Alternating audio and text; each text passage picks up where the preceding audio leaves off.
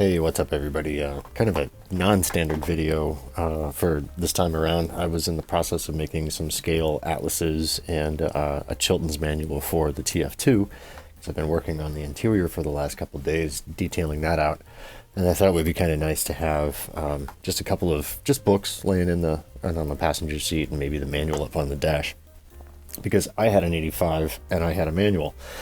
Anyway, for those of you aware, the TF2 interior kit comes with these little stainless steel pieces with which to trim out the door cards with, and that sort of creates the dividing line between the two halves, the two tones of the door. And so anyway, irrelevant to this, though it is, that comes taped to the back of this sort of cardstock, this really thick, probably 1/8 cardstock.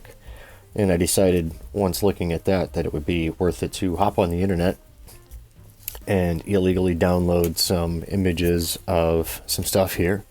So I'm anticipating the FBI showing up to arrest me for having illegally printed these manuals out here before too long. So if they come and get me before I finish this video, at least you're going to have a pretty good idea of like how to at least get somewhat going on this. So a couple different versions of what I was going to do for the Chiltons here. I decided once I was already working on this that I kind of wanted to backtrack a little bit and create my own actual manual. And I didn't want to glue the cover on like so, but instead I'll show you how I've been cutting a lot of this stuff and then show you how I bent that and stuff. Just a little kind of join me while I make these kind of thing here. Let me grab my hobby knife. So, you know that it really doesn't need to be, too much longer than it is right now, but you want it to be long enough. And you can always cut past where you need it to be.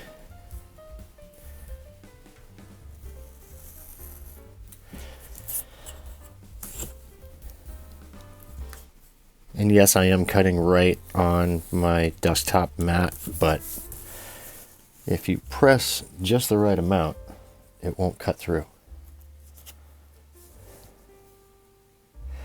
And then you leave as much as you want for a spine in the back and just kind of measure off, your sufficient amount for the rear cover here.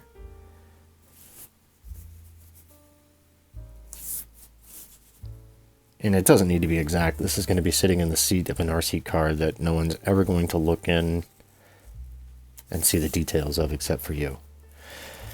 Unless you show it to somebody and you say, hey, check this out. All right, so basically that's the cover of your manual. Let me get this paper out of the way.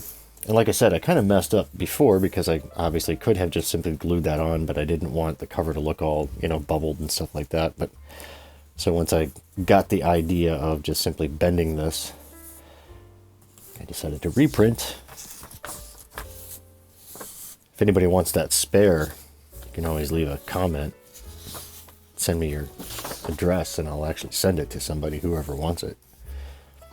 And you can make your own Toyota pickup manual if you want. Okay, so anyway, this was probably the easiest part. You flip this over. Kind of hopefully know where you're at. If you need to take this one and maybe line it up, give you a little advantage there, and just press your ruler into whatever soft surface you have, and that's going to crease that pretty easily. And then just kind of come back a little ways, 1/8 inch or so, 3/16, whatever you want to say, and press in again. And now that's going to create your little spine for you, and you can kind of complete those a little bit more, kind of make sure that that's folded a little bit harder edged if you'd like. And then what that's going to do is create a nice little spot for all of your pages that you have. And you can even stuff this spare. Oh wait, I'm going to give that to somebody if they want it. Never mind, I gotta really save that. Don't anybody ask me for that. It's going to cost way more in postage for. If you really don't have a printer, you can seriously, I guess you can always reach out to me about that. But so anyway, there you go. That's what you would do. Now, if you're wondering what this glue is all about behind me, That's where you make a book. I don't know if would have, this is Lego glue. Kind of actually looks like something you just open up and just squeeze into your mouth. Don't do that. This is the other stuff that I have right now. I thought I had more glue kicking around than what I do. Super glue doesn't really, it seems to be a little overkill, I think, for this particular project. So what you can do is just take a tiny little drop. It's not going to take a whole lot at all. Just the tiniest little bit. And just kind of run your excess. Now, take that with a toothpick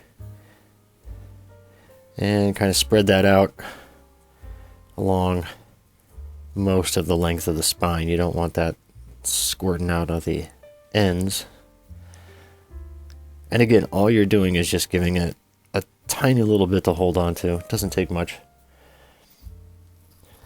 And if you got a rag nearby, make sure you wipe off any excess stuff before you set things down. That way they don't get glued to things. And since I've got these pages already cut, I may as well use them. Just make sure they're trimmed to fit. Alright, and now I have the pages that will make up my Chilton's manual. Stack all those up. Now, granted, they're blank pages, but again, who's going to look into this thing and say, oh, hey, you got blank pages on your Chilton's manual that you glued together and you didn't do it right? Show me to somebody that would print out a manual and I will show you the biggest nerd.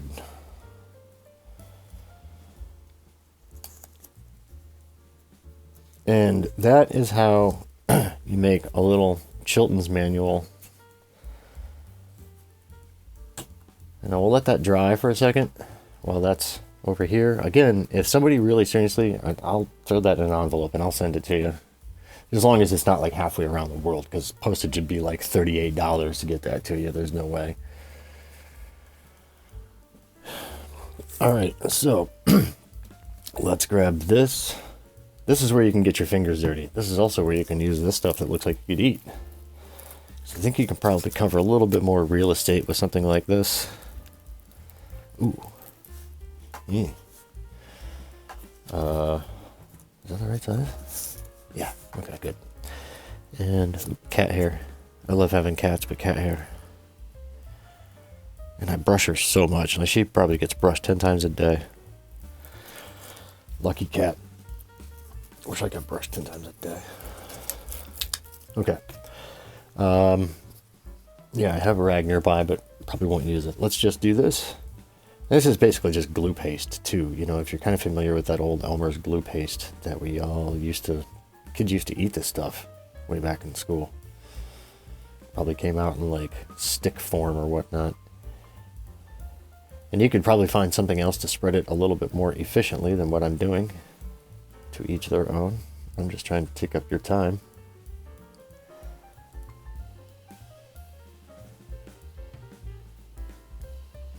Kind of want to get it nice and even so that way, you know, it's not going to be too clumpy. Granted, it is an atlas and it's going to get some use if you're busy driving around the world where you would need a world atlas. You know, in my fantasy world, I'm that guy that like ends up someplace in probably South America after like a nuclear war, you know, busy driving some like overland vehicle through the mountains, and it's going to run into all the other people that have that stupid same fantasy, and we're like, oh, we're going to restart the population by living in some middle part of the earth, and you can just shut me up right now. Let's hope that doesn't happen, honestly. I wouldn't mind go overlanding someplace, but I don't want it to be post-nuclear war. How are you going to get gas? Although I'm sure places would fire right back up and stuff like that, but the restructuring of society after a major breakdown of society, I don't think it's going to restart as quickly as like what people think it might. I think there would be some major long-term problems. But that's enough philosophizing right now. Oh shit. Oh, I got glue on my atlas. This is what happens when I start talking smack. Alright. Like I said, it's handy to have a rag nearby if you don't get one. Make sure my fingers are all cleaned off for this little part of the process here. If you've got tongs, use them. And you now can take your World Atlas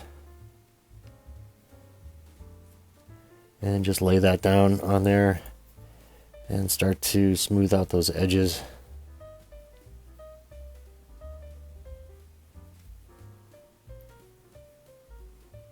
You're probably going to see a little bit of, adhesive coming out from underneath that. That's okay. It's fine. If you really are concerned about anything about like that, you can always trim that off with your hobby knife or what have you afterwards. If you felt so inclined, you might be able to find something else to clean that off before it dries. Let's see what I can find here.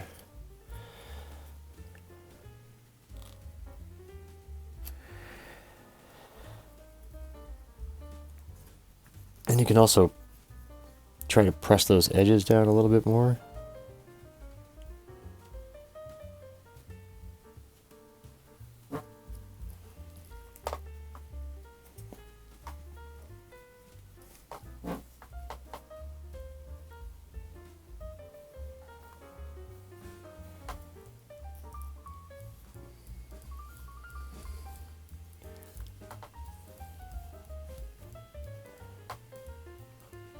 Grab the other one here.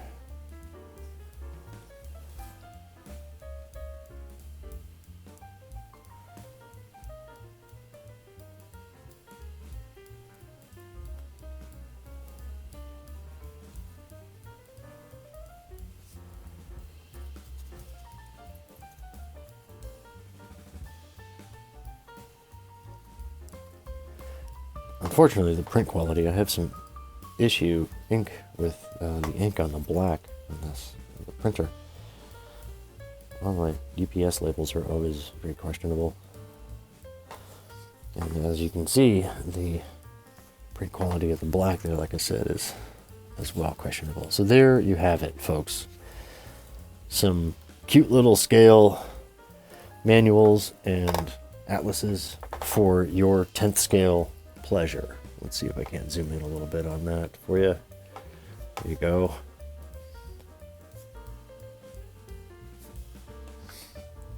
Turn it so it's facing the camera. There you go. How's that? All right. Oh, shoot.